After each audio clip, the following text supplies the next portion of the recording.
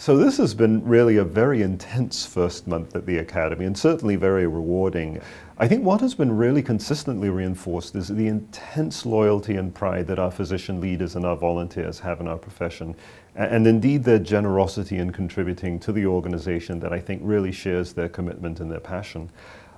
The other consistent message is really the deep knowledge and professionalism of what I think is just an incredibly talented and hardworking staff, and the Academy is really fortunate to have these teams.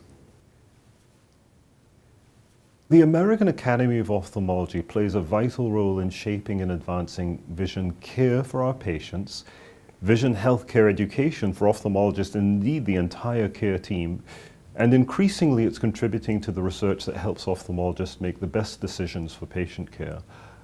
So I think the path that we set has global influence, and the leadership of the Academy provides, I think, just an unparalleled opportunity to have a tremendous positive impact on vision care worldwide. I think what is particularly powerful about the Academy's role is that it has an opportunity not just to mentor, but to sponsor. Not only can we facilitate those critical mentorship interpersonal relationships that draws talent to our profession, not only can we offer guidance and share growth experiences, as an organization, we have the ability to actually implement the programs that create growth experiences. An example would be the Minority Ophthalmology Mentoring Program. This is one that's gone well past simply creating an advisory network for students underrepresented in medicine, and it's now one where we actually want to be able to facilitate these experiences, things like conferences, away rotations, research experiences. We have the infrastructure, the network, the scale to be able to create sponsorship opportunities, and we really want to be able to make the most of this.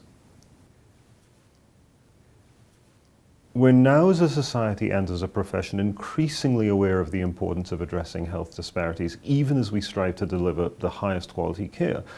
Quite frankly, our healthcare system and the reimbursement structures in many ways exaggerate disparities as they increasingly strain our practices and our providers.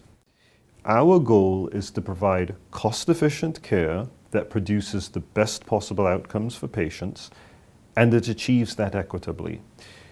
With that in mind, health equity isn't a sidebar consideration in our system of care. It really sits at the heart of the conversation. If you have a dysfunctional healthcare system with inefficiency, Byzantine reimbursement structures, overwhelming regulatory burden, everyone suffers, and those who suffer most are the most vulnerable. Therefore, we have to acknowledge that we can't fully address the care that we deliver to our most vulnerable without addressing the dysfunction across the entire system of care.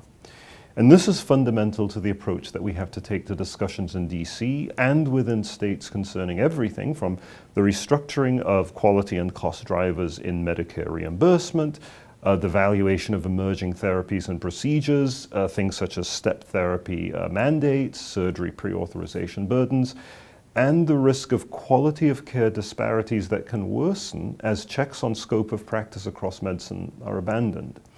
The Academy is deeply engaged in all of these issues and will continue to lead in this role.